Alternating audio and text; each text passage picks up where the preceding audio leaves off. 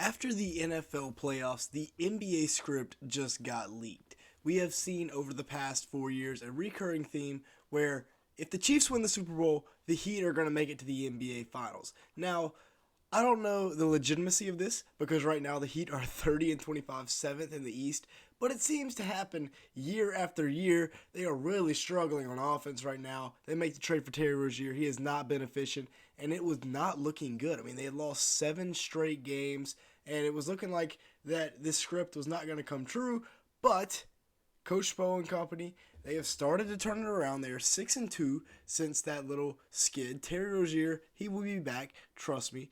And playoff Jimmy, can he do it again? Is the big question. Right now, he's on a little bit of a personal leave through the All Star break, but on the year, he's averaging 21.4 points per game, 4.6 rebounds, 5.5 assists per game, and 1.3 steals. He is more than capable of dragging this Miami Heat team to the NBA playoffs, which is what we have seen, or through the NBA playoffs, which is something we have seen. Remember, they lost the first play-in game last year, and then Jimmy just turned into prime Michael Jordan because, that is his father. The question is, though, how much does he have left in the tank? He is getting up there in age. He's up to 34 years old. I don't know if, maybe he can do it again. But at 34, you just have to wonder. He's still got 3 years, 145 million left on his deal. The last year of that is a player option, so only 93 million guaranteed. But the big question is, how much does playoff Jimmy have left in the tank? Now, he does have a really good supporting cast now of young players. You add in Jaime Jaquez, and remember, Tyler Herro didn't play in the playoffs last year, so it's essentially like adding 2 more starting caliber players. Bam is having the best year of his career. His career stats continue to be linear in terms of progression: 20 points, 10.6 rebounds, 4.2 assists for the big man, still shooting at over 50% from the field, and he is so good on the defensive side of the ball, so strong, such a good core. Him versus Anthony Davis is a fun big man matchup to watch, but I mean, he has really started to pick up some of the slack, and he could be a guy to pick up some slack whenever you see, playoff Jimmy start to decline. Tyler Herro here is another guy. You're adding in another 21 points per game to the team from last year. So, yes, they lose Strauss, they lose Gabe Vincent, but Herro is back, Jaime Jaquez is back, and if I'm the Heat, I'm taking that trade all day long because you've also replenished your depth, which we will talk about later in the video. Tyler Herro shooting at 44% from the field, 40% from 3, 8.2 attempts in 35 minutes per game this year. And, I mean, I've said it a couple times now, but they made it to the finals without him last year, which is crazy. An absolute marksman like him. He has 4 years, 120 million left on his deal. And he's still pretty young, so he's going to be in Miami for a while. You got Bam, you got Tyler, now you have Jaime Jaquez Jr. Terry's only 29, so there's guys behind Jimmy Butler that can pick up this slack and can, activate Heat culture in the playoffs. Now, the 18th overall pick, Jaime Jaquez Jr., he was a little bit, by Heat fans, not universally liked, I guess is the word we'll go with. I don't think it's time for Pat Riley to retire because they got Terry Rozier, who is basically putting up the same stat line as Dame this year for pennies on the dollar. And they bring in Jaime Jaquez Jr., who's averaging 13 points, 3.9 rebounds, 2.6 assists, and a steal as a rookie.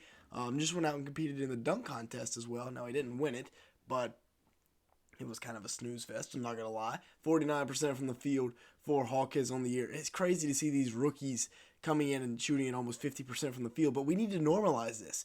We need to normalize these contenders going out and picking up players that have been at their program for 4 or 5 years, like Julian Strother. Podziemski was only in college for 2 years, but he's come in and made an immediate impact on the Warriors. Instead of taking like these high-risk prospects that will take forever to develop and end up just rotting away.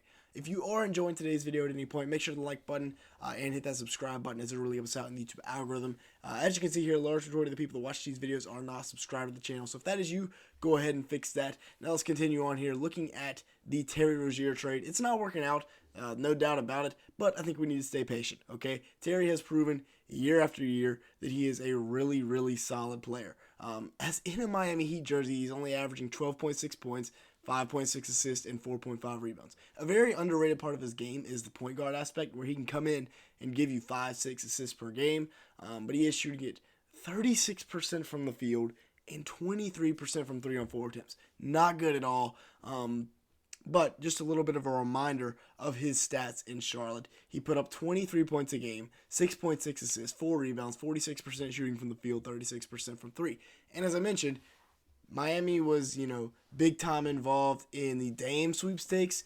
This is essentially the season that the Dame is having, minus a couple of points per game.